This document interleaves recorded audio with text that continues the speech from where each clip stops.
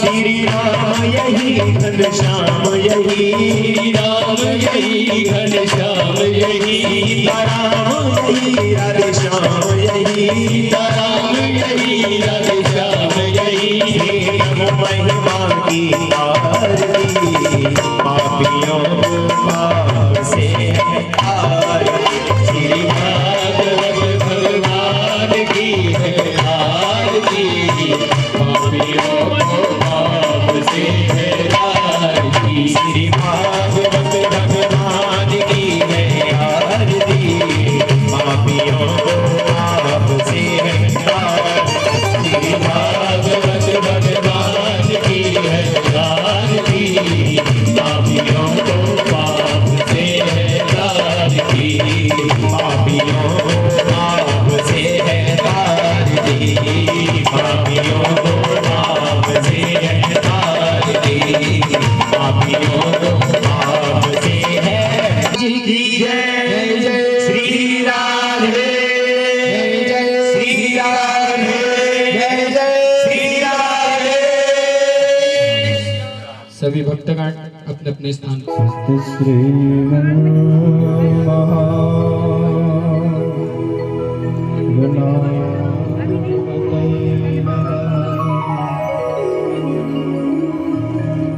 लक्ष्मी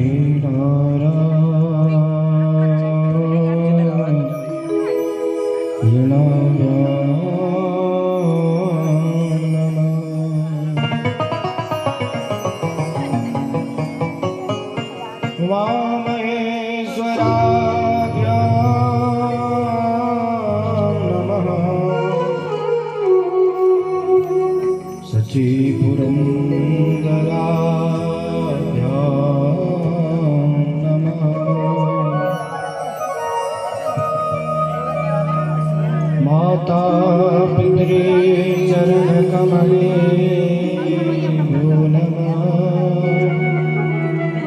इष्ट देवता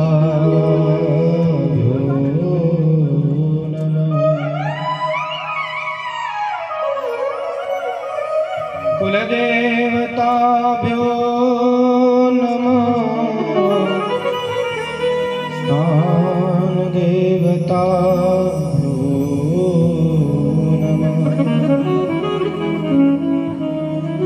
सर्वेभ्यो देवेभ्यो नमः सर्वाभ्यो देवेभ्यो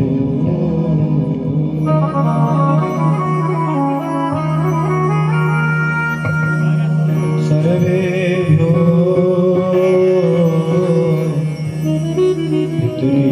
पितृश्वरेभ्यो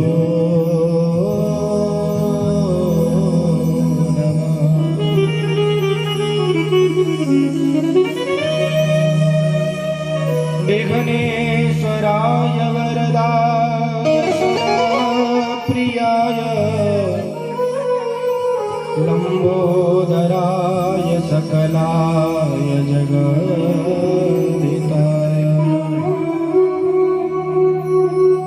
नारायणाय श्रुतयज्ञ विभूषिताय गौरीसुताय गणनाथ नमो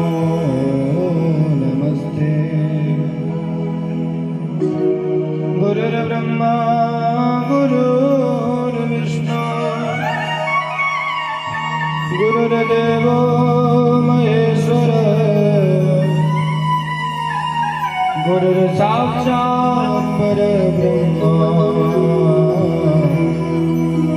तस्मै श्री गुरवे नमः। शुक्लां ब्रह्म विचार सार परमामाद्यं जगद्व्यापिनी वीणा पुस्तक धारिणीं अभयदां जाड्यान्धकारापहां हस्ते स्फाटिकमालिकां विदधतीं पद्मासने संस्थितां वन्दे तां परमेश्वरीं भगवतीं बुद्धिप्रदां शारदाम् योऽन्तर्प्रवेश्य मम वाचमिमां प्रसोक्तां अखिल शक्तिधरा स्वधाम्ना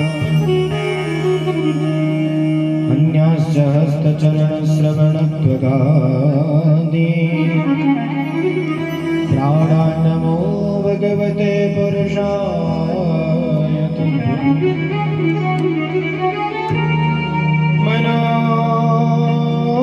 मनोजवं जितेन्द्रियो बुद्धिमतां वरिष्ठं वातात्मजं वानरयूतमुख्यं श्रीरामदूतं शरणं प्रपद्ये रामाय भद्राय रामचन्द्राय वेधसे रघुनाथाय नाथाय सीताया पतये सब द्वार को छाड़ के मैं आया तेरे द्वार हे वृषभानु की लाडली देख मेरी ओर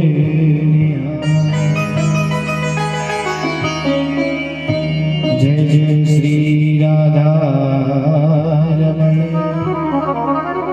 जय जय नवल किशोर जय गोपी चित्तचोर प्रभु जय जय माखन चोर बोले बाल कृष्ण लाल की जय गुरुदेव भगवान की जय नाथ बिहारी लाल की जय भागवत भगवान जय पूज्य सुखदेव महाराज की जय जय जय श्री राधे। आइए नित्य की भांति भगवान के चरण कमलारविंदों का ध्यान करते हुए भगवान का चिंतन और उसके बाद में कथा में प्रवेश।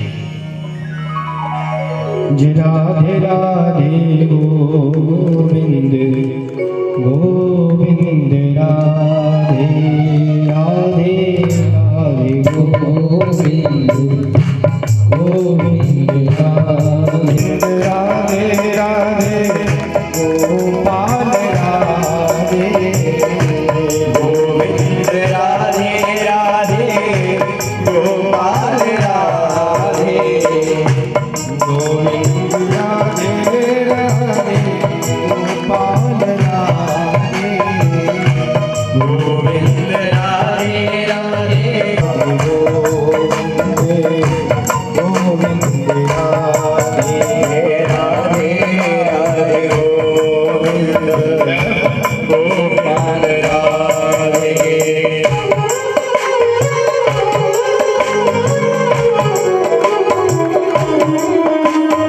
राधे राधे गोपाल राधे गोविंद राधे राधे गोपाल राधे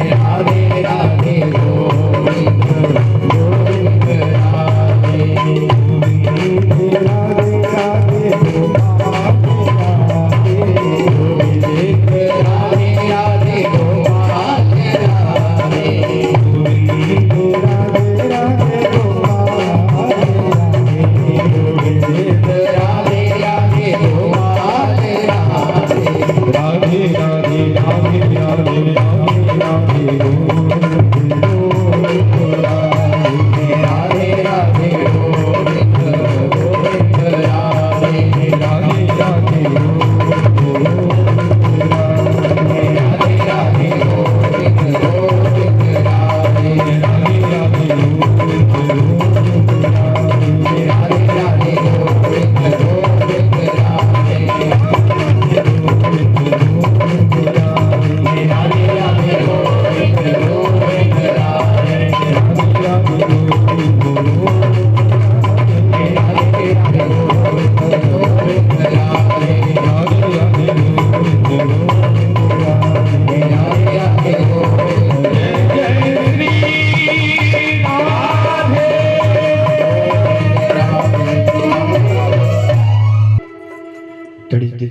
पीताम्बरधारी बालकृष्ण लाल की वांगमय प्रतिमूर्ति श्रीमद् भागवत। और आज भागवत जी का द्वितीय दिवस, दूसरे दिन की कथा में प्रवेश। कल की कथा में आपने श्रवण किया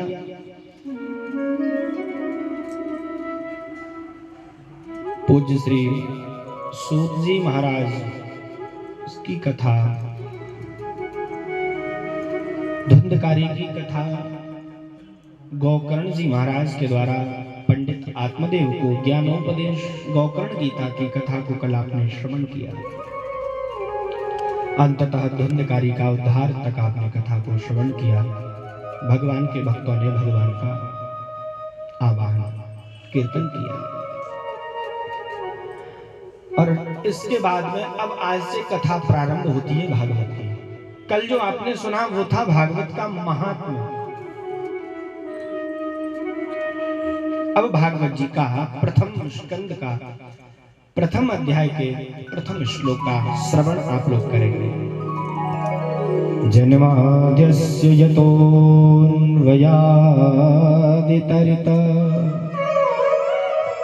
चार्थे स्ववेगस्वरा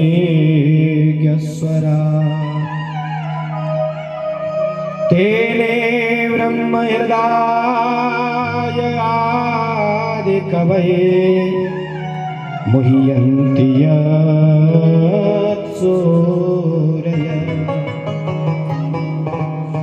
तेजो वारिमृदां यथा विनिमयो यत्र त्रिसर्गो मृषा धाम्ना स्वेन सदा निरस्तकुहकम्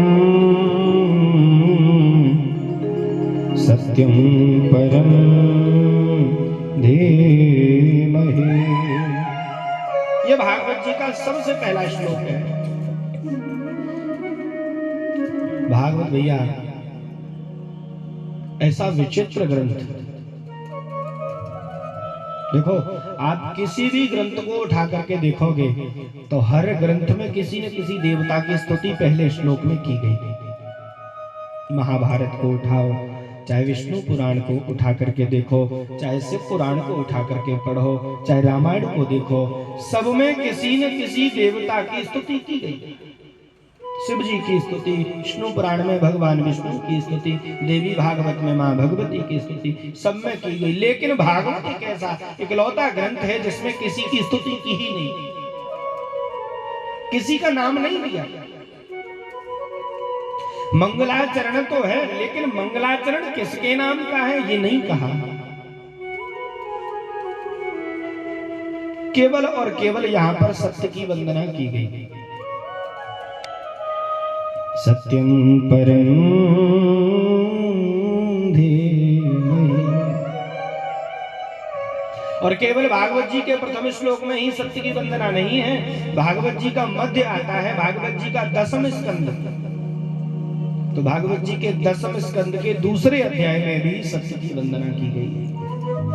सत्यव्रतम सत्यपरम त्रिसत्यम सत्यस्य योनिं निहतं च सत्ये सत्यस्य सत्यव्रत सत्यनेत्रं दीपः पुरा तद्रूपेण च नारदाय मुनये कृष्णाय तद्रूपिणः योगीन्द्राय तदात्मनाय भगवद्राताय कारुण्यतम तत्सुबदं विमलं विशोकम् अमृतं सत्यम परम धीमहि। देखो भागवत जी के प्रथम श्लोक में सत्य की वंदना, भागवत जी के मध्य में सत्य की वंदना, भागवत जी के अंत में भी सत्य की वंदना। आखिर पूज्य व्यास जी महाराज क्या बताना चाहते हैं भैया?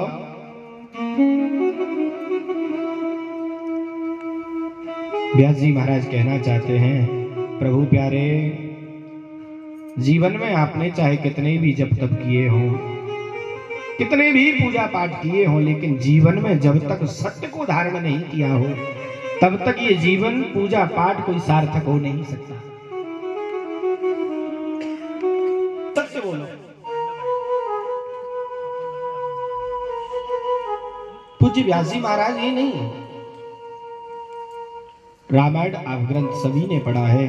बाबा तुलसीदास जी रामायण में कहते हैं, धर्म न दोसर सत्य समाना, आगम निगम पुराण बखाना।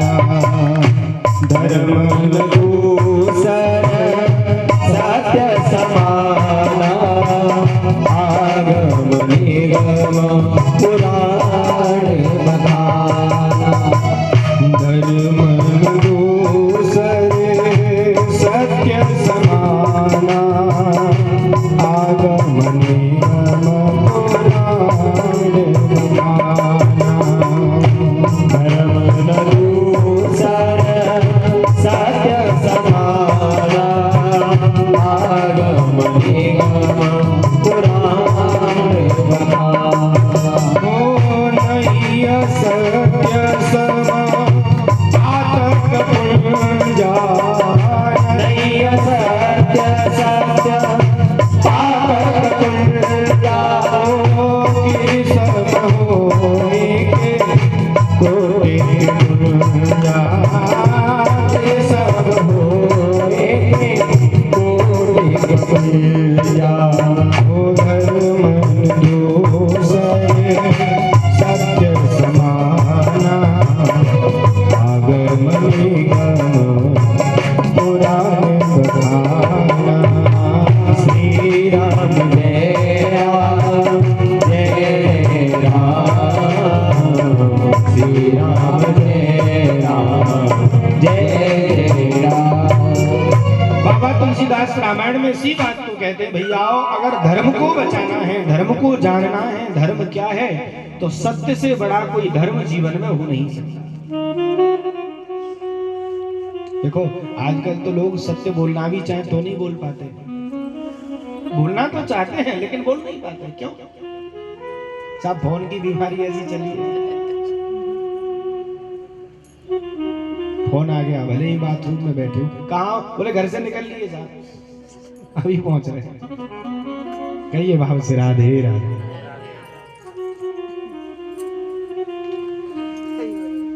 धर्म को पहचानो। देखो धर्म दो प्रकार का है, एक है सामाजिक धर्म और दूसरा है सनातन धर्म। सनातन धर्म क्या है और सामाजिक धर्म क्या है, पहचानो। सामाजिक धर्म है जो हमारे हिस्से में हमें कार्य मिला है उसे निष्ठा पूर्वक सत्यता पूर्वक निभाना। जो भगवान ने हमें कार्य दिया है, जिस लायक भगवान ने बनाया है, उस काम को पूरी निष्ठा से करना, ये सामाजिक धर्म है। सनातन धर्म क्या है? सनातन धर्म है कि सत्यम ब्रूयात् प्रियम ब्रूयात् न ब्रूयात् सत्यम प्रियम, नानृतो सत्यो ब्रूयात् एष धर्म सनातन। सत्य बोलो, लेकिन सत्य कैसा होना चाहिए? सत्यम ब्रूयात् प्रियम ब्रूयात्, प्रिय लगने वाला सत्य होना चाहिए। नानृतम सत्यम ब्रूयात् एष धर्म सनातन, ऐसा सत्य नहीं बोलना चाहिए जिससे किसी सामने वाले को आघात हो। जैसे समझिए, राम का नाम सत्य है कि नहीं? नहीं है। हाँ, राम का नाम नितांत सत्य है। लेकिन देखो, किसी की बारात जा रही हो,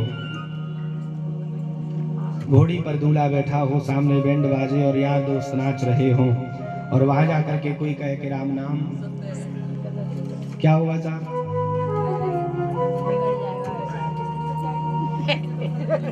ये बात से राधे राधे। भले ही राम का नाम सत्य है, लेकिन सत्यम ब्रूयात प्रियम ब्रूयात न ब्रूयात सत्यम अप्रियम।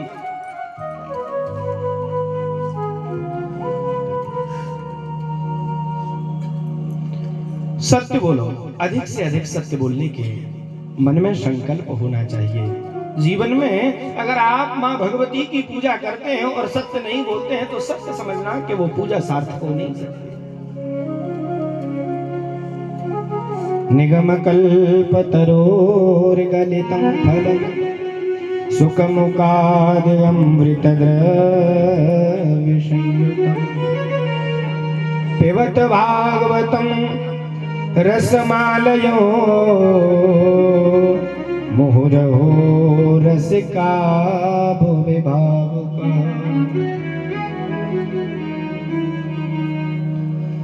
निगम रूपी कल्प वृक्ष का पका हुआ ये श्रीमद् भागवत रूपी फल है।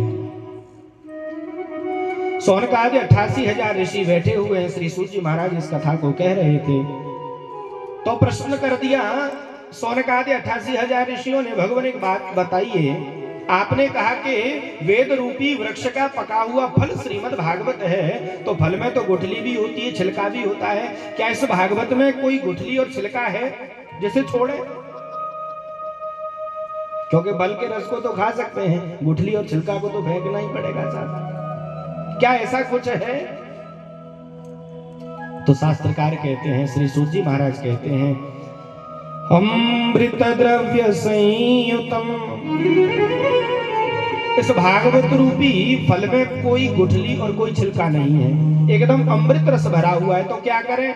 बोले पिबत भागवतम रसमालयम, पियो। अच्छा एक बात बताओ, भागवत को पीते हैं कि सुनते हैं? तो फिर पिबत भागवतम रसमालयम क्यों लिखा? बड़ी समझने का विषय है। शृणुत भागवतम रसमालयम लिखना चाहिए, लेकिन यहां पर लिखा पिबत भागवतम रसमालयम, भागवत को पियो। श्री सूजी महाराज कहना चाहते हैं, ऋषियों, अगर किसी वस्तु को, किसी विषय को यदि हम श्रवण करते हैं तो कभी कभी एक कान से सुना जाता है और दूसरे से, तो कहीं ऐसा ना हो जाए कि भागवत को आप सुने और एक कान से सुने दूसरे से निकालते जाएं। इसलिए लिखा कि पिबत भागवतम, भागवत को पियो। जो विषय पिया जाता है, चाहे कोई भी विषय हो, कोई भी रस हो, कोई भी वस्तु हो, जिस विषय को हम पीते हैं वो विषय हृदय में उतर जाता है, और जो विषय हृदय में उतरता है वही विषय लाभ करता है। जीव को लाभ हो इस विषय को अपने हृदय में उतारे, लाभ ले इस विषय का, इसलिए लिखा।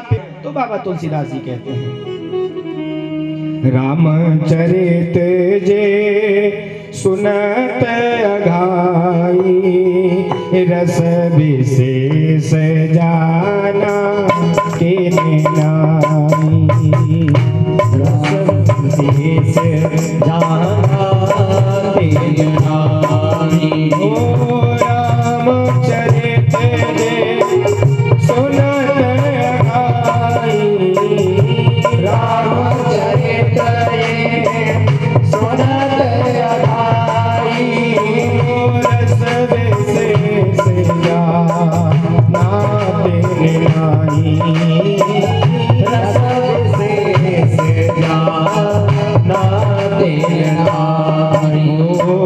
जिन्हें हरि कथा सुनी नहीं गाना, जिन्हें हरि कथा सुनी नहीं गाना, श्रवण रनु नहीं भवन समाना, श्रवण रनु नहीं भवन समाना। बाबा तुलसीदास जी कहते मानो अभी तक उसने इस कथा के रस को जाना ही नहीं। जो इस रस को जान लेता है वो तो मोहर मोह रसिका भुवि भावुकः, वो तो बार बार पीने की इच्छा जताता है। जिसने एक बार भी भगवान के नाम के रस को पिया, जिसने एक बार भी सत्संग के रस को पिया। कल भी मैं निवेदन कर रहा था, जिसके हृदय में आनंद की उत्पत्ति होती है, जिसके हृदय में आनंद जब पैदा होता है, और आनंद पैदा होता है सत्संग से। सत्संग जिसको एक बार सहृदय मिल जाए, हृदय से मिल जाए, तो मानो फिर उसे सत्संग से हटने की मन ही नहीं होगा, इच्छा ही नहीं होगी। जिन्हें हरि कथा सुनी नहीं काना, श्रवण रंध्र अहि भवन समाना। बाबा तुलसीदास जी कहते हैं जिनके कानों ने कभी भगवान की कथा सुनी ही नहीं, वो कान कैसे हैं? सर्प के बिल के समान, श्रवण रंध्र अहि भवन समाना, सांप के बिल के समान। वो कान जिन कानों ने कभी भगवान का नाम नहीं सुना। नैनन संत दरस नहीं देखा, लोचन मोर पंख सब लेका। जिन आंखों ने कभी भगवान का दर्शन नहीं किया हो, जिन आंखों ने कभी तीर्थ में जाकर के भगवान को नहीं देखा हो, प्रभु की झांकी को नहीं देखा हो, वो आंखें कैसी हैं? वो के लोचन मोर पंख, मोर का पंख होता है ना, उसमें पीछे आंख जैसी बनी होती है, किसी काम की नहीं। कैसी है वो आंखें? बोले मोर के पंख की जो पीछे आंख है। लोचन मोर पंख सम देखा। जिन आंखों ने कभी भगवान को नहीं देखा। नयन वचन चित्रपदो हरे यशो, जगत पवित्रो प्रगणीत करे। सद्वायुषो तीर्थमुसन्ति मानसा, नयत्र हंसा निरमनतु सेक्षया। करनेत कराए राम पद पूजा, राम भरोसा हृदय नहीं लोगा। श्री राम जय राम जय जय राम, श्री राम जय राम जय जय राम। जो चरण कभी भगवान के तीर्थ में चल करके नहीं गए हो, धिक्कार है ऐसे पैरों के लिए। बाबा तुलसीदास ने बड़ा विचित्र सा विषय यहाँ पर लिखा और कहा नयन वचस चित्र पदम हरे यशो। ध्यान रहे कि कभी भी हमें ऐसा कोई चित्रपट नहीं देखना चाहिए जहाँ पर भगवान की छवि दिखाई न दे। कभी भी कोई ऐसा संगीत नहीं सुनना चाहिए जिसमें भगवान का नाम नहीं हो। माता एक भजन गाती है ना, अब आजकल तो पता नहीं, बहुत पुराना भजन है। हाँ, जिस भजन में राम का नाम न हो, उस भजन को गाना चाहिए। जिस भजन में राम का नाम न हो, उस भजन, जिस भजन में राम का नाम न हो,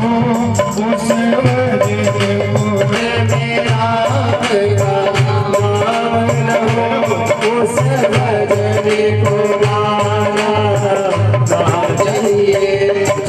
भजन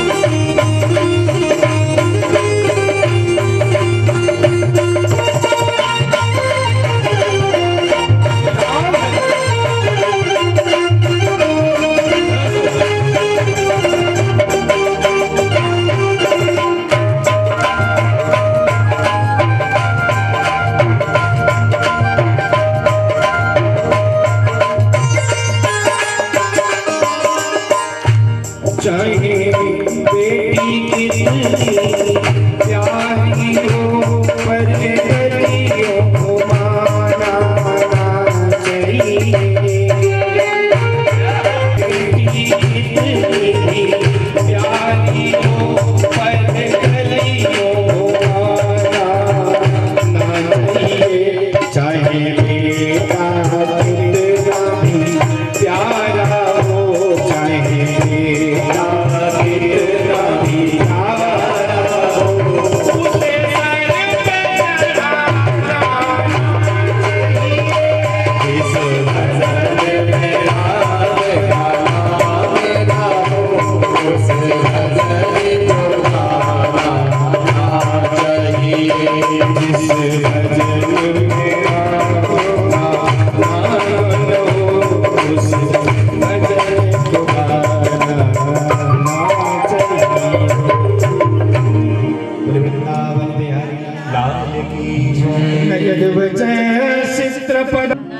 सब जानते हैं,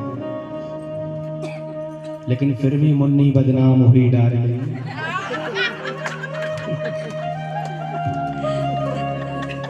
कहिए बाप से राधे राधे। देखो साथ बोलना पड़ेगा, राधे राधे। नयद वचै चित्रपदो हरे यशो जगत् पवित्रम प्रगृणीत करहिचे। मोहर मोह जितनी बार भगवान की कथा में लगती है, हरे कोटे अपराध। जरूरी नहीं कि 7 दिन का समय हो, 1 घंटा सुनो, नहीं है समय 1 घंटे का, 1 घड़ी सुनो।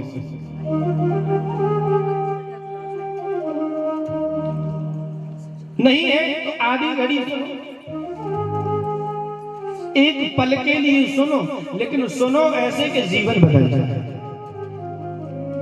देखो एक व्यक्ति चोर था, उसने अपने बेटे से कहा बेटा सब कुछ करना लेकिन कभी कथा मत सुनना। जीवन में कुछ भी करना, कुछ भी सुनना, लेकिन भगवान की कथा मत सुनना। कथा हो रही कान।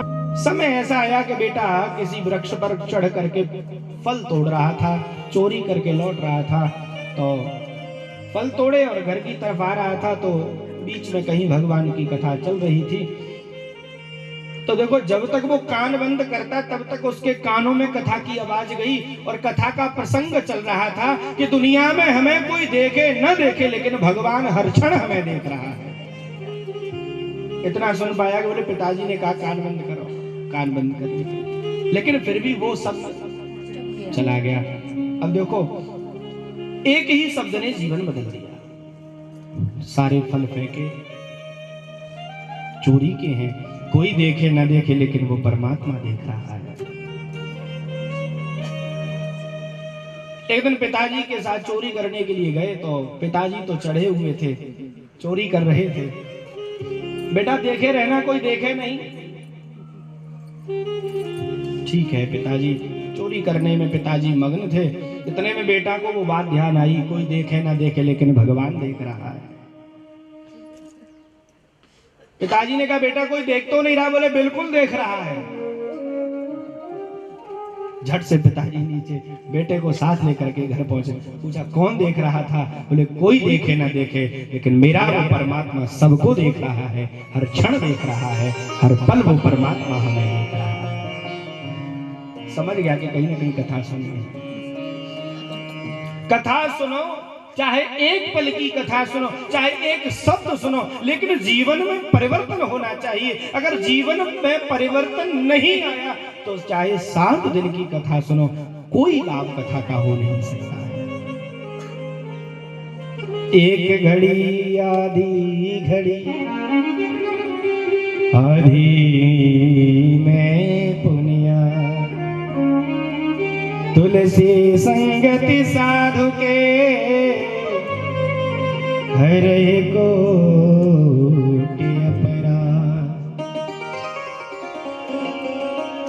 कई लोग तो साहब भगवान का भजन करने के लिए भी सब देखते हैं, क्या करें इतना समय नहीं है, कैसे पूजा करें। तो देखो अपने व्यस्त जीवन में से भी समय निकालो। 24 घंटों को 6-6 घंटों में बांटो। 6 घंटे भगवान का भजन करेंगे, 6 घंटे जो है संसार का काम करेंगे, 6 घंटे सोएंगे, 6 घंटे कमाएंगे। समय बांटो।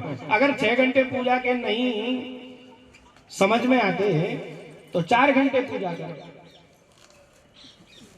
अगर ये 4 घंटे भी ज्यादा लगे तो 2 घंटे पूजा करो, लेकिन नियमित रूप से भगवान के लिए कुछ समय निकालो। और ध्यान देना, संत कहते हैं कि जिसने अपने जीवन में नियमित रूप से भगवान के लिए 1 घंटे का समय रोज दिया है, उसके 23 घंटे में कभी भी कोई उसके ऊपर आपत्ति आ नहीं सकती है। लेकिन पूर्ण भाव से, श्रद्धा से भगवान के लिए समय निकालें। निगम कल्पतरोर गलितम फलम सुखमुखाद अमृत द्रव्य संयुतम पिबत भागवतो रसमालयो मुहुरहो रसिका विभाग। जितना समय मिले भगवान की कथाओं का आनंद लीजिए, और एक बार नहीं जितनी बार भगवान की कथाएं मिले पियो। जब भगवान का नाम वेद में अजन्मा है, तो वो अजन्मा देवकी का पुत्र कृष्ण कैसे बना? वो अजन्मा जो जन्म ही नहीं लेता है, वो दशरथ का बेटा राम कैसे बना? चौथा प्रश्न भगवान हमारा ये है कि भगवान के अवतार कितने हुए हैं। कोई कहता है भगवान का 1 अवतार है, कोई कहता है भगवान के 2 अवतार हैं। और संतों से पूछो तो संत तो एक ही बात कहते हैं कि हरि अनंत, हरि कथा अनंता। छठवां प्रश्न नहीं, निवेदन है, गागर में सागर भर करके कहें, कोई भी बात ऐसी न हो जो बहुत विस्तार में हो, सूक्ष्म रूप में सारी बातें कहें। सारे प्रश्नों को रखते हुए और कहा कि धर्महकम शरणम गतः। भगवान अंतिम प्रश्न ये है कि आखिर धर्म की रक्षा करने के लिए जब भगवान आए और भगवान ने धर्म की स्थापना की, धर्म की रक्षा की, तो भगवान जब वापस चले गए थे तो फिर धर्म के ऊपर जब विपत्ति आई होगी तो धर्म किसकी शरण में गया होगा? ये हमारा अंतिम प्रश्न है। धर्मकम शरणम गता। श्री सूजी महाराज ने आज पूज्य गुरुदेव स्वामी श्री सुखदेव स्वामी का वंदन किया। सुखदेव स्वामी का वंदन क्यों? क्योंकि श्री सूत जी महाराज के गुरु हैं ये सुखदेव स्वामी। देखो सुखदेव जी का जन्म बड़ा विचित्र है। एक सुख पक्षी के गर्भ से जन्म लेने वाले हैं ये। सुख पक्षिणी के गर्भ से अंडा पैदा हुआ, लेकिन वो विगलित हो गया, विकार हो गया। तो नारद जी के मन में ऐसा प्रश्न हुआ कि जब तक सुखदेव स्वामी का जन्म नहीं होगा तब तक ये कथा आगे नहीं बढ़ेगी, भागवत की कथा आगे नहीं बढ़ेगी। इसलिए आज नारद जी ने मन में विचार किया कि अब मैं क्या करूं? जन्म के लिए मुझे हेतु बनना पड़ेगा, निमित्त बनना पड़ेगा। तो आज मन में विचार करने लगे नारद जी कि मेरे कारण सभी देवताओं में एक बार झगड़ा हो चुका है। अपने पिता ब्रह्मा और माँ ब्रह्माणी का भी मैंने झगड़ा करवा दिया। हाँ, भगवान विष्णु का भी मैंने एक बार माँ भगवती लक्ष्मी से झगड़ा करवा दिया, लेकिन भोलेनाथ बचे हैं। क्यों ना भोलेनाथ का झगड़ा करवाया जाए? मन बनाया आज बाबा नारद ने, और नारायण नारायण नारायण नारायण नाम लेते हुए सीधे कैलाश के पास पहुंचे। देखो के दर्शन हुए हैं, क्या बात है, आजकल दिखाई नहीं देते, क्यों? नारद जी कहते हैं देखो मैया क्या बताएं, भय गुण लोभ स्वरूप ते प्रीत करे सबको, सत्य प्रीति मानो जबे इन चारण विन हो।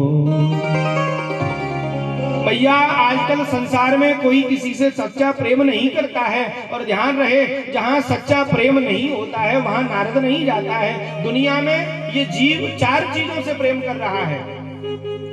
कोई किसी के भय के मारे प्रेम करता है,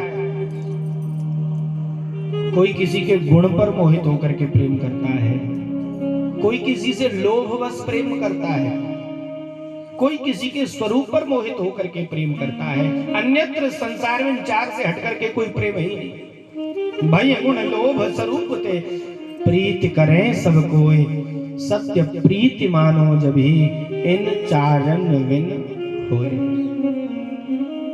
मैया सुर नर मुनि सब की यह रीति, सुर नर मुनि सब की यह रीति, सुर नर मुनि सब की यह रीति, सुर नर मुनि सब की यह रीति, स्वार्थ लागी करे सब प्रीति, स्वार्थ लाग करे सब प्रीति, स्वार्थ लागे करे सब प्रीति। सुर नर मुनि सबकी यह रीति, स्वार्थ लागे करें सब प्रीति। केवल मनुष्यों की ही नहीं, बाबा तुलसीदास जी कहते हैं सबकी यही रीति है। एक दूसरे से यदि प्रेम है तो कहीं ना कहीं उसमें स्वार्थ छुपा हुआ है। और माँ जहां पर स्वार्थवश प्रेम होता है वहां नारद नहीं जाता। अब तो मैया को लगा इसका मतलब हमारा प्रेम निस्वार्थ है। बाबा हमसे निस्वार्थ प्रेम करते हैं, कैलाशपति हमसे निस्वार्थ प्रेम। मैया भूली नहीं समावे साथ, पता है। अब तो मैया कहने लगी बाबा क्या बताएं, हमारे पति तो हमसे इतना प्रेम करते हैं, इतना प्रेम करते हैं, इतना प्रेम करते हैं कि क्या बताएं साहब। जो गुरुजी ने मंत्र दिया था कान में उसको गुप्त रखना चाहिए। गोपनीयम गोपनीयम गोपनीयम प्रयत्नतः गुप्त रखो। लेकिन सबसे पहले बाबा भोलेनाथ ने आकर के वो मंत्र हमें बताया। देवी गुरुजी ने हमें ये मंत्र, इतना प्रेम करते हैं। और तो और क्या कहे साहब, जो झांकी दर्शन भगवान की होती है, आंखें बंद करके भोलेनाथ ध्यान करते हैं, और जिस ध्यान में भगवान की झांकी को देखते हैं वो झांकी नहीं बतानी चाहिए। लेकिन फिर भी भोलेनाथ आकर के सायंकाल के समय सबसे पहले कहते, देवी आज हमने भगवान की इस झांकी के दर्शन किए। इतना प्रेम, अच्छा मैया इतना प्रेम, इतना प्रेम। भगवान आपके प्रेम को अमर बनाए रखे। लेकिन मैया एक बात कहें, हम जानना चाहते हैं कि बाबा के गले में जो मुंडों की माला है उस माला में किसके मुंड लगे हुए हैं? देखो जहाँ इतना प्रेम हो साहब के गुरु मंत्र भी नहीं छुपा हो, तो फिर गुरु मंत्र तो अंदर हृदय में रहता है, वो भी नहीं छुपा, तो गले में माला पड़ी है तो वो तो छुपी नहीं होगी। जाहिर सी बात है। बाबा नारद कहते हैं मैया बताओ उस मुंड माला में किसके मुंड लगे हैं? अब देखो सारी बात बताई लेकिन यही नहीं बताई। मैया चुप, क्या कहें कैसे बताएं, पता ही नहीं है साहब। मैया कहती है नारद जी सब कुछ बताया है, लेकिन मुंड माला के बारे में तो आज तक कभी बात नहीं हुई ना। मैं नहीं पता है ये बात तो मैं नहीं बताई, अपनी पत्नी को नहीं। हे भगवान काहे का प्रेम। अब हम भी यहाँ नहीं रुकेंगे, तुम जानो और तुम्हारा काम जानो। नारद जी ने समझ लिया कि इतना ही बहुत है साहब। और बताए जाते जाते बाबा भोलेनाथ कैलाश में तपस्या कर रहे थे, झकझोर दिया बाबा जागो, अब मैया तुम्हें बुला रही है, जल्दी जाओ।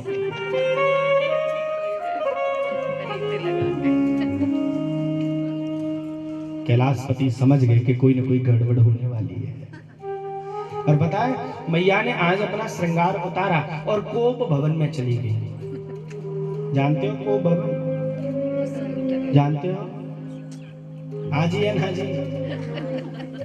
अच्छा आजकल तो नहीं बनता कोप भवन, पहली व्यवस्थाएं थी जब एक अलग से कमरा बनवाया जाता था साहब, दरवाजे पर लिखा कोप भवन, श्रीमती जी प्रवेश तो मानो अब खैर नहीं है।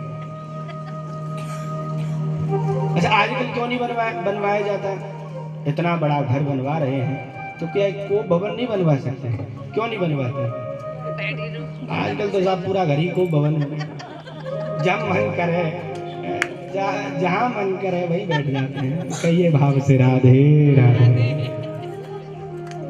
कभी शोभा को भवन तो कभी खैर हमें क्या करें। कोप भवन सुने सकुचे उराओ, कोप भवन सुने सकुचे उराओ, कोप भवन सुने सकुचे उराओ, कोप भवन सुने सकुचे उराओ, भय बस अगहुन रही न पाओ, भय बस अगहुन रही न पाओ।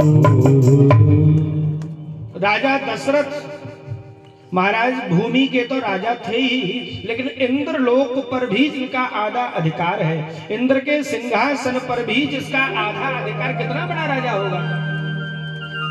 लेकिन जब राजा दशरथ ने सुना कि केकई कोप भवन में चली गई है तो सत्य समझना, बाबा तुलसीदास कहते हैं चलते हुए राजा के कदम लड़खड़ा गए और वहीं पर खड़ा रह गया। कितना भय होगा। देखो भैया भोलेनाथ गए, देवी क्या बात है, आज तक मेरा ये कोप भवन खाली रहा, लेकिन अब ऐसी कौन सी आवश्यकता तुम्हें आ गई जिसके लिए आप कोप भवन में आई हो? बताओ। भगवान आप तो कपटी हो, हम आपसे बात नहीं करेंगे। देखो कपटी तो वो होता है जो कोई बात को छुपाए, और हमने तो आज तक आपसे कोई बात नहीं छुपाई। जब ऐसा कहा, ये शब्द जब आगे आए तो बाबा भोलेनाथ भावुक हो गए।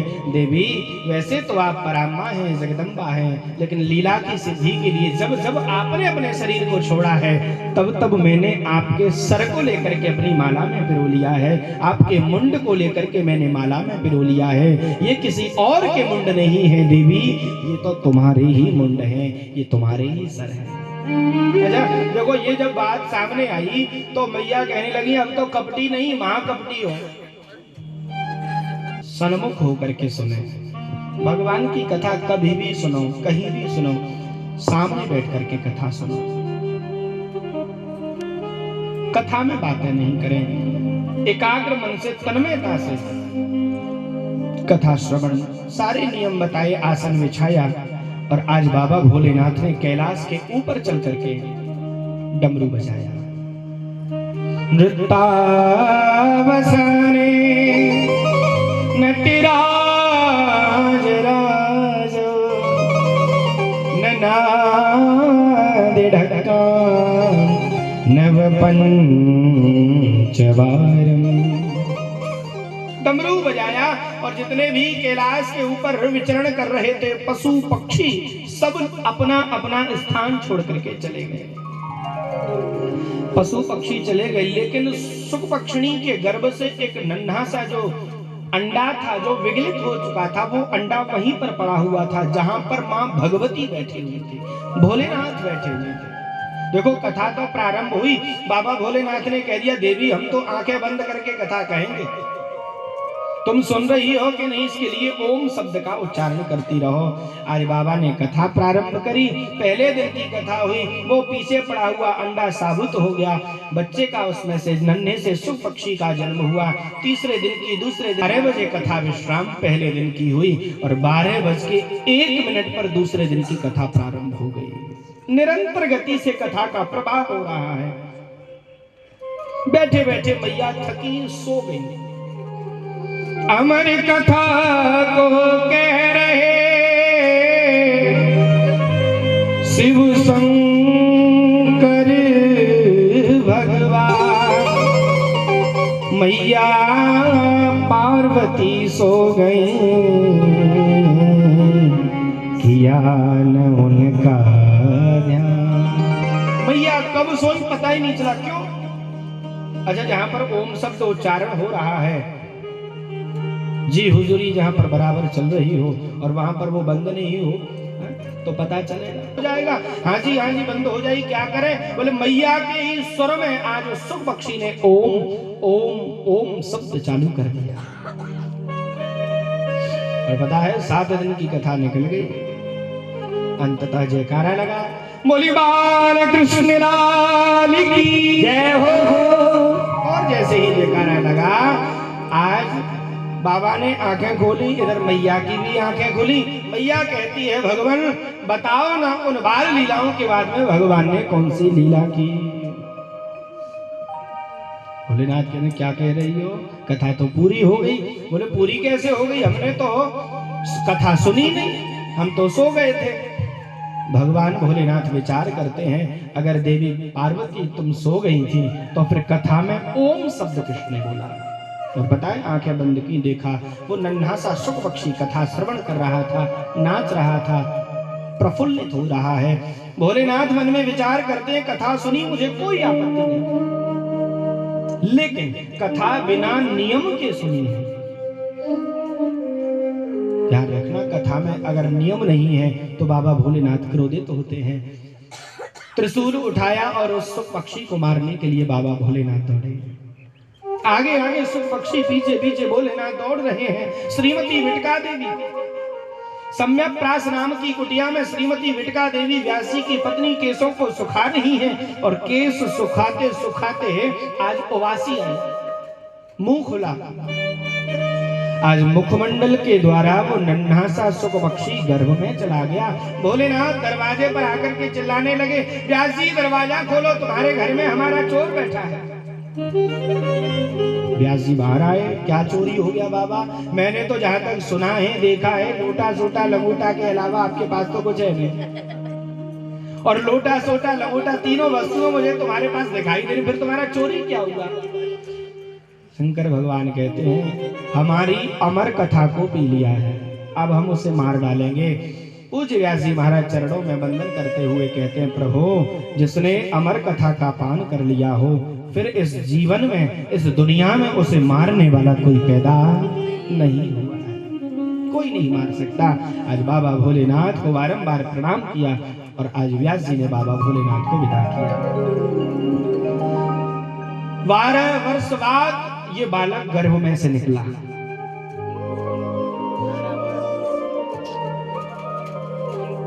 जिस गर्भ की दुनिया बुराई करती है, शास्त्रों में लेख आता है कि गर्भवास समम दुखम न भूतो न भविष्यति। गर्भ में इतनी तकलीफ होती है, इतनी तकलीफ होती है, न पहले कभी हुई न आगे कभी होगी। ऐसे गर्भ को भी पूज्य सुखदेव जी महाराज ने मंदिर बना दिया साहब। बाहर आने का नाम ही नहीं, वेद मंत्र उच्चारण हो रहे हैं। जब भगवान विष्णु आए और कहा, बेटा बाहर आओ, बाहर आने के बाद भी मेरी माया असर नहीं करेगी, तब बाहर निकल करके आए। और आज बाहर निकलते ही जंगलों की तरफ दौड़ने लगे। यम प्रव्रजन्त मनुपे तमपेत कृत्यम द्वैपायनो विरह का तरया जुहाव पुत्रे दिदमयतया करवो विनेदो तम सर्वभूत हृदयम मुनिमानतोस्मि।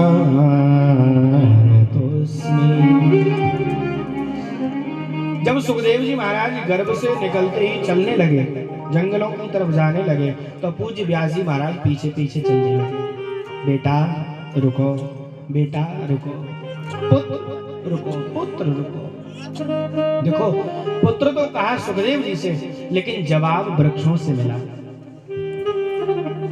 वृक्ष कहते हैं, भैया व्यास कैसे तुम ज्ञानी हो, कैसे तुम प्रवक्ता हो, तुमने तो ढेर सारे शास्त्रों को लिखा है और तुम हो कि अपने पुत्र मोह में इतना व्यस्त हो कि तुम पुत्र पुत्र पुत्र कहते हुए सुखदेव स्वामी के पीछे चल रहे हो, यद्यपि तुम्हें पता है कि इनके ऊपर माया का कोई असर नहीं है।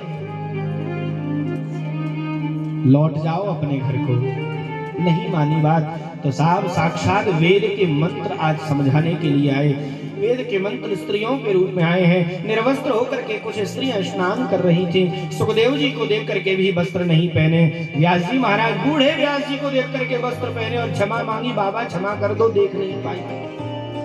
व्यास जी कहते हैं मेरा नवयुवक बालक आपकी आंखों के सामने से चला गया, तब आपको लज्जा नहीं आई? मुझ बूढ़े को देख करके लज्जा कर रही हो।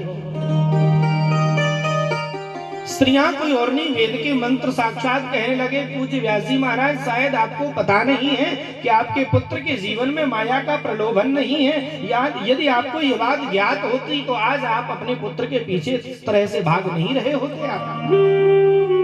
आपको पता है कि आपके पुत्र के सामने यदि हम 1000 वस्त्र भी पहन लें तो भी निर्वस्त्र हैं, और निर्वस्त्र खड़े हो जाएं तो भी 1000 वस्त्र हमने पहने हुए हैं, क्योंकि तुम जानते हो कि स्त्री पुरुष का भेद क्या होता है, लेकिन तुम्हारा पुत्र अभी तक इस बात को नहीं जानता है कि स्त्री और पुरुष का भेद क्या होता है।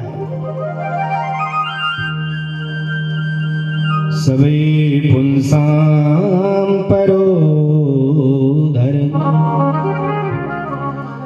यतो भक्ति रदोक्षजे अहि तु क्यों प्रतिहिता ययात्मा संप्रषेदते। ऋषियों ने प्रश्न किया भैया ये व्यास जी कौन है? तब श्री सूत जी महाराज कहने लगे ब्रह्मा के पुत्र हुए वशिष्ठ, और वशिष्ठ के पुत्र हुए शक्ति, शक्ति के पुत्र हुए पाराशर, और पाराशर के पुत्र हुए महर्षि वेदव्यास। देखो व्यास जी के जीवन की जो शुरुआत है, जन्म लेते ही कुछ समय बाद आज अपने घर को छोड़ करके जाने लगे। सम्या प्रासी नाम की कुटिया बनाई, कुटिया में रह रहे हैं। अचानक आज एक दिन आंख बंद करके भगवान का भजन करने लगे। क्या देखा कि दुनिया हंस रही है, खेल रही है, नाच रही है, कूद रही है, लेकिन भगवान का भजन नहीं कर रही है। क्या करें कि लोगों का मन भजन में लगे। आज एक वेद के 3 विभाजन और कर दिए, 4 वेद बनाए व्यास जी ने, ऋग्वेद, यजुर्वेद, सामवेद और अथर्ववेद। ऋग्वेद को पैल मुनि को पढ़ाया गया, यजुर्वेद वैशंपायन मुनि को दिया गया, और सामवेद जैमिनी मुनि को दिया गया, और अथर्ववेद सुमंत मुनि को प्रदत्त किया, प्रदान किया। जी बैठे तो देखा कि वेद की भाषा तो इतनी कठिन है कि समझ में आती नहीं। क्या करें? ब्रह्म पुराण, पद्म पुराण, विष्णु पुराण, शिव पुराण, लिंग पुराण, गरुण पुराण, नारद पुराण, अग्नि पुराण, स्कंद पुराण, भविष्य पुराण, ब्रह्म वैवर्तज्ञ पुराण, अन्य पुराणों की रचना। 17 पुराण बनाए साहब। 17 पुराण बनाने के बाद भी मन में चिंता है कि लोगों का मन भजन में कैसे लगे। अंततः नारद जी आए और नारद जी ने कहा व्यास जी, संसार के लोगों का मन यदि भगवान के भजन में लगाना है तो भागवत जी की रचना करो। ध्यान रखना प्रभु प्यारे, राम कथा हमें जीना सिखाती है और भागवत कथा हमें मरना सिखाती है।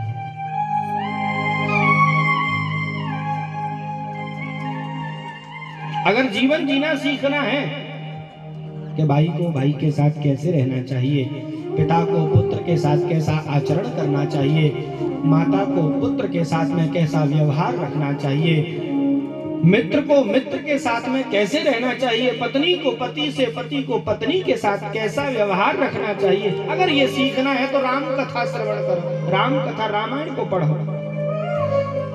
और भैया मरना सीखना है तो भागवत सुनो। राम कथा जीना और भागवत कथा हमें मरना सिखाती है। व्यास जी कहते भैया अब मैं कुछ नहीं कर सकता, बुढ़ापा आ गया, अब क्या करूं, कैसे करूं? तब नारद मुनि ने कहा देखो भैया, संत की कृपा यदि हो जाए, भगवंत कृपा हो जाती है। तुम भागवत की रचना करो। आज नारद जी ने अपने पूर्व जन्म की कथा को सुनाया। नारद जी कहते हैं, देखो भैया, पूर्व जन्म में मैं दासी का बेटा था। नितांत गरीब मेरी माँ, पिता की असमय समय पर मृत्यु हो गई थी। मेरी माँ मुझे संतों के आश्रम पर ले जा करके मेरा लालन पालन करने लगी। संतों के आश्रम पर मैं सुबह से लेकर के शाम तक भगवान की भक्ति के बारे में सुनता था, भगवान की कृपा के बारे में सुनता था। तो भगवान की भक्ति मेरे अंदर ऐसी जागृत हुई कि 4 महीने बाद वो संत वहां से जाने लगे, तो मैंने अपनी माँ को छोड़ने का मन बनाया। ऐसा मन हुआ कि मैं अपनी माँ को छोड़ करके चला जाऊं। संतों से कहा, संत राजी हो गए ले जाने के लिए, लेकिन मेरी माँ को जब पता चला कि मेरा बेटा मुझे छोड़ करके जाना चाहता है, तो रात्रि में मेरी माँ संतों के पास गई और जाकर के कहा, बाबा मेरे बेटे को लेकर के मत जाना। अब तो महाराज संत विचार करने लगे, कैसी आफत की घड़ी कर दी मेरे नाम, एक तरफ माता खड़ी, दूजे संत भगवान। नारद जी को संतों ने बुलाया और कहा, बेटा तुमने हमारा सत्संग किया, हमने अपने सत्संग में क्या बताया है तुम्हें? मातृदेवो भवः, पितृदेवो भवः, आचार्य देवो भव, गुरु देवो भव। पिता तुम्हारे है नहीं, सबसे पहला जीवन में यदि हमारा कोई गुरु है तो वो है मां।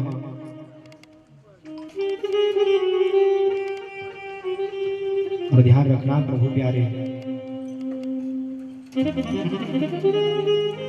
सबसे पहला गुरु मां। चाहे तो बच्चे को चोर बना सकती है, डाकू बना सकती है, जेब कतरा बना सकती है, और मां चाहे तो बालक को एक बहुत बड़ा व्यक्ति बना सकती है। बेटा तुम्हारे पिता है नहीं, मां है, मां की सेवा करो, ये व्यक्ति का परम धर्म है। देखो भगवान की पूजा करो, बहुत अच्छी बात है, लेकिन जो जीते जी हमारे भगवान हैं उनकी पूजा जरूर करो।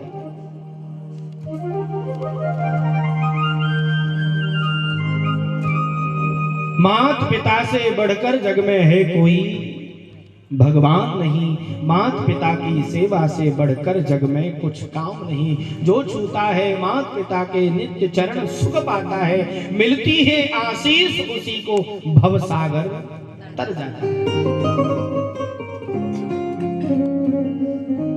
माँ बाप और गुरु के कहने में जो सम्मान दुनिया देगी, फूलेगा और फलेगा। माँ बाप और गुरु के कहने में जो चलेगा। शास्त्रकार कहते हैं, जिसने अपनी माँ की सेवा को किया तो जगत जननी माँ भगवती उमा पराम्बा जगदम्बा सब प्रसन्न हो जाएंगी। लेकिन ध्यान रखना प्रभु प्यारे, चाहे एक बार नहीं सैकड़ों बार माँ भगवती वैष्णो के दरबार की चढ़ाई कर लेना, लेकिन घर में बैठी माँ यदि प्रसन्न नहीं है तो वो पहाड़ों पर बैठी हुई माँ कभी प्रसन्न नहीं हो सकती है, कभी भी नहीं हो सकती। गणेश जी से कहा गया, जाओ दुनिया की परिक्रमा लगा के आओ।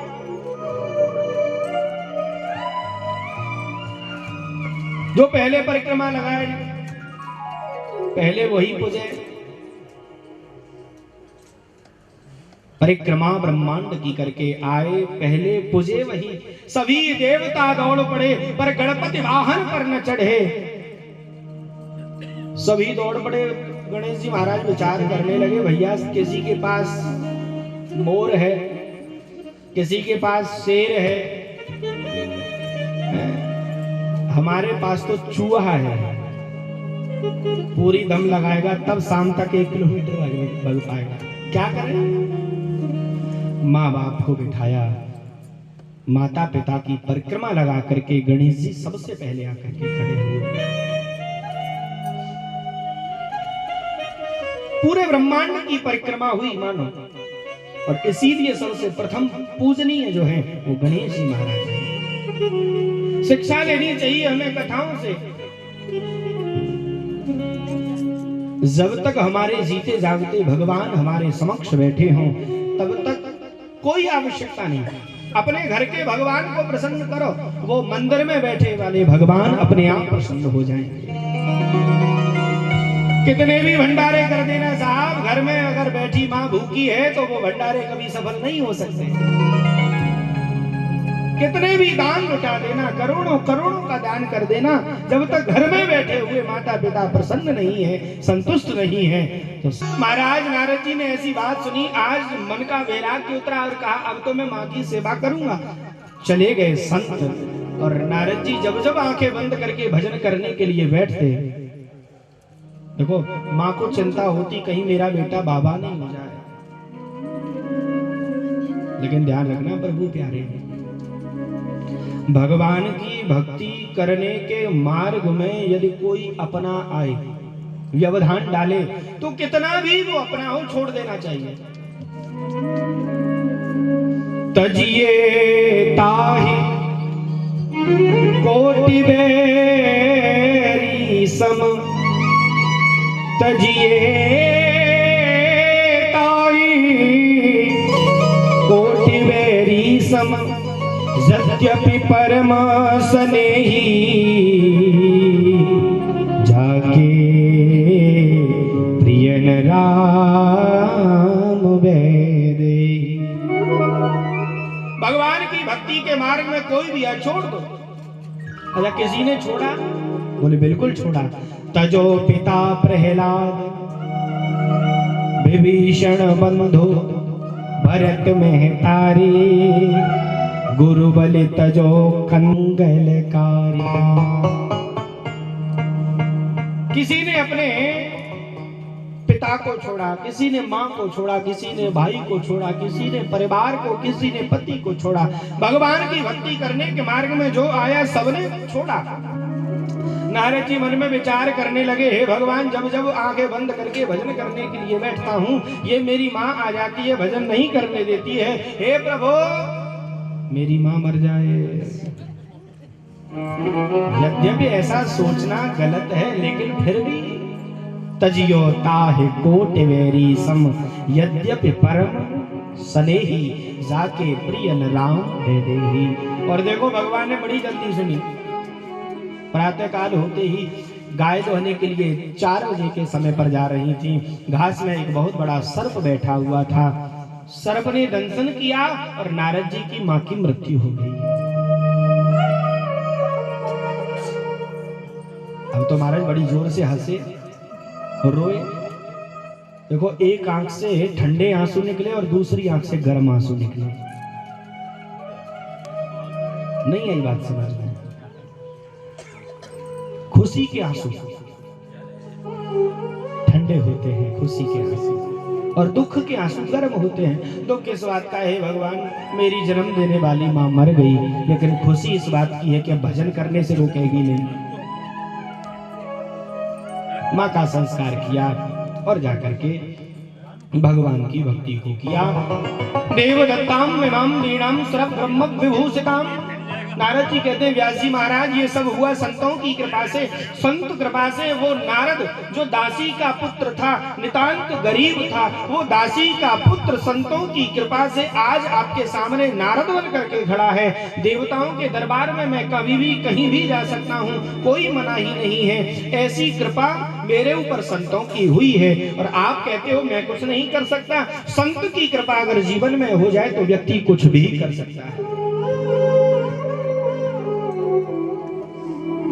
नारद जी बड़े सुंदर भाव में गाते हैं, जगत के रंग क्या देखूं, तेरा दीदार काफी है। जगत के दोनों हाथों देखूं, तेरा दीदार काफी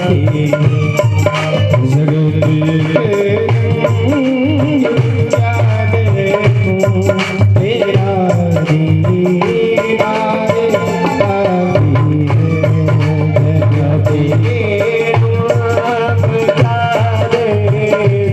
हरि तेरा दीदार काफी करूँ मैं प्यार किस किस से करूँ मैं प्यार किस किस से तेरा बस प्यार काफी है जगत के हम क्या देखो हरि तेरा दीदार काफी है।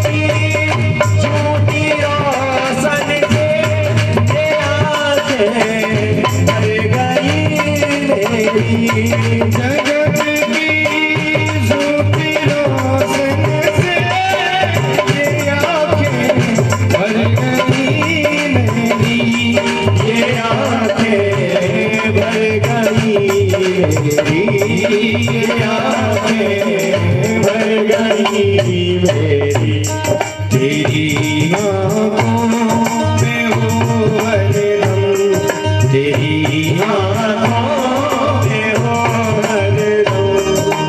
अच्छा, कौन कौन चाहता है कि भगवान की आंखों में हम हमेशा बने रहें? कौन कौन चाहता है? जो चाहते दोनों हाथों की सेवा करते रहें।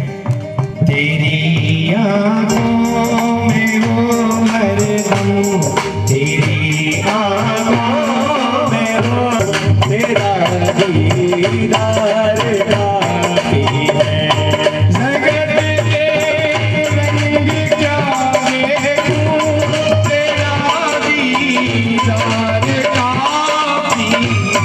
जगत के रंग क्या देखूं, तेरा दीदार काफी है। तेरा दीदार काफी है। ओ तेरा दीदार काफी है। करूं मैं प्यार किस किस से, करूं मैं प्यार किस से, करूं मैं प्यार किस किस से, तेरा एक प्यार काफी है।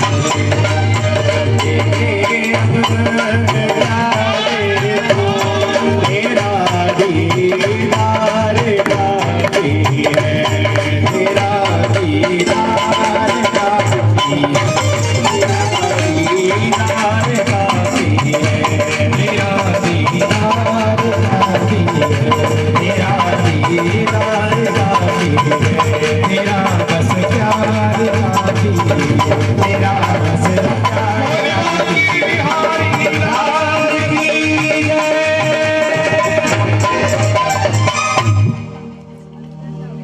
करो सुखदेव, सुखदेव को बुलाया जाए। कैसे आएंगे? आज व्यास जी ने अपने शिष्य को एक श्लोक पढ़ाया और कहा जहां पर सुखदेव बैठे हो जाकर के इस श्लोक को पढ़ो। सुनाया। बड़ा सुंदर सा श्लोक है साहब, भगवान की इसमें सुंदरता का वर्णन किया गया। वरिहा पीड़ो नटवर बबु, कर्णयो कर्णकारं, विवृतवासः कनककपिशं, वैजयन्तीं च माला, रन्ध्रान् वेणोरधर सुधय, पूरयन् गोपवृन्दये, वृन्दारण्यं सुपदरमणं प्राविशजगे तकीर्ति। भगवान कैसे हैं? बोले वरहा पीड़म नटवर बपु। दुनिया में जितने वर हैं, जितने दूल्हे हैं, जितने वर हैं दुनिया में, सबसे श्रेष्ठ भगवान हैं। नटवच्चा वरवच्चा यस्य सह नटवर बपु। नटों में श्रेष्ठ हैं, वरों में श्रेष्ठ हैं। और कैसे भगवान, और कैसी छवि है भगवान की? बोले कर्णयो हो कर्णिकारं। कन्नेर का फूल भगवान के कान में। देखो, कर्णयो हो कर्णिकारं, कान दो है लेकिन फूल एक है। तो भगवान कभी इस कान में उस फूल को लगाते हैं, कभी यहाँ से हटाया और दूसरे कान में लगा लेते हैं। और कैसे हैं? बोले विव्रतवासः कनककपिशं। अधरों पर मुरली रखी हुई है, भगवान के गले में बैजंती की माला है। भगवान कदम्ब के वृक्ष के नीचे खड़े होकर के अपने एक पैर को दूसरे पैर पर चढ़ाए हुए हैं। टेढ़ी सी झांकी भगवान ने बनाई हुई है और भगवान मुरली को अधरों पर सजा करके बड़ी सुंदर सी छवि आज भगवान की ये जब निहारी। सुखदेव स्वामी की आंखें खुली, कहा भैया ऐसा श्लोक और सुनाओ। शिष्यों ने कहा भैया एक ही आता है, ज्यादा सुनने तो चलो पिताजी के पास। सुखदेव जी कहने लगे होगा कोई सुंदर, हमें क्या करना साहब। अच्छा देखो, जो सुंदर हो, सुंदर है, वो सरल हो, ये कोई जरूरी तो नहीं। सुना भगवान सुंदर है, लेकिन भगवान का स्वभाव तो नहीं पता ना। सुखदेव स्वामी कहते भैया सुंदर तो खूब है, लेकिन अकेली सुंदरता को नहीं, सरलता साथ में है कि नहीं ये नहीं पता है, इसलिए हम इसके चक्कर में पड़ेंगे नहीं। हम तो अपना भजन करेंगे, आंखें बंद करके बैठे और फिर भगवान को समाधि में लाएंगे। अब देखो दूसरा श्लोक व्यास जी ने पढ़ाया और कहा ये श्लोक सुनाओ। जिघांसया पाय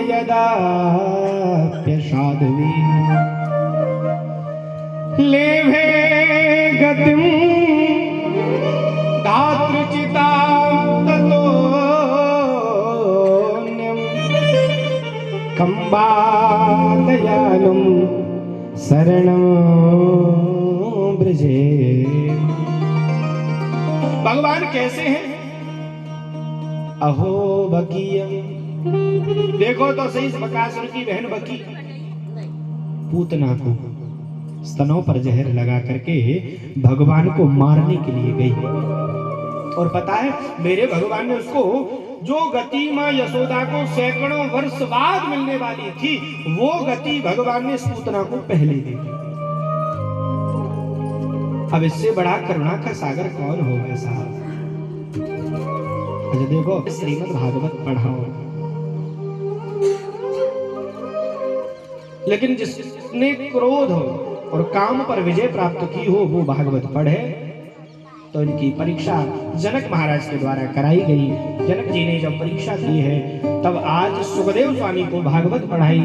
और जब सुखदेव स्वामी ने भागवत पढ़ी है तो जब परीक्षित को श्राप लगा तब सुखदेव स्वामी ने परीक्षित को ये कथा सुनाई। प्रश्न हुआ कि भैया ये परीक्षित कौन है? तो बात उस समय की है साहब।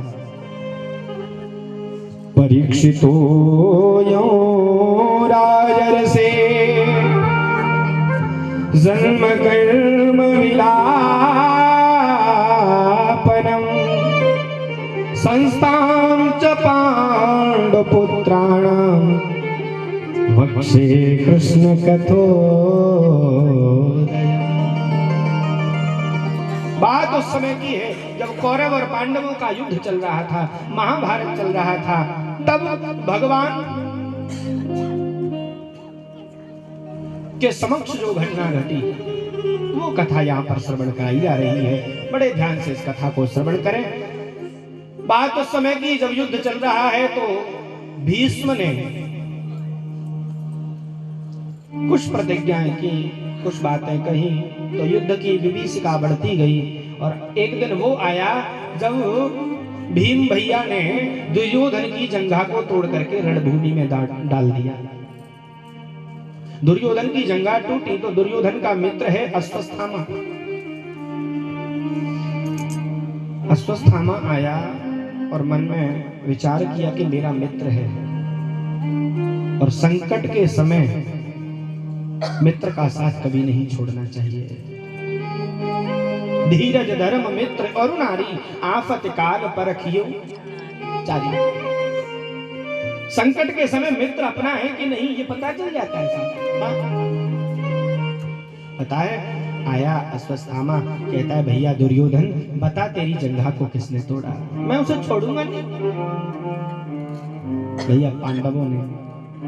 चिंता मत कर, कल का सूरज वो पांडव देख नहीं पाएंगे, मैं आज रात्रि को ही उनको मार डालूंगा। लेकिन ध्यान रखना प्रभु प्यारे, इधर ये प्रतिज्ञा तो कर रहा है लेकिन उधर भगवान हाथ में छड़ी लेकर के उन पांडवों की रक्षा कर रहे हैं।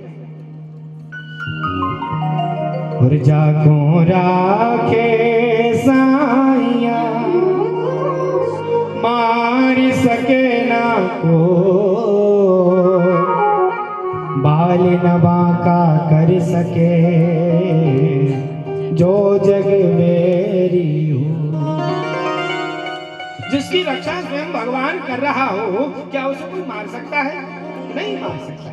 पता है अर्जुन की आंखें खुली रात्रि को, भगवान आप सोए नहीं, इतनी रात हो गई और अभी भी आप जाग रहे हैं। कृष्ण सो जाते हैं। भगवान कहते हैं अर्जुन तुम्हें नींद आ रही है? अर्जुन ने बड़ा सटीक जवाब दिया, प्रभु जिसने अपने जीवन की वागडोर कृष्ण आपके चरणों में बांध दी हो उसके जीवन में फिर काहे की चिंता, उसे तो सोना ही सोना। पता है रात्रि को जहां पांडव सो रहे हैं पांडवों को जगाया और दूसरे स्थान पर सुलाया, पांडव पुत्रों को वहीं पर सोते हुए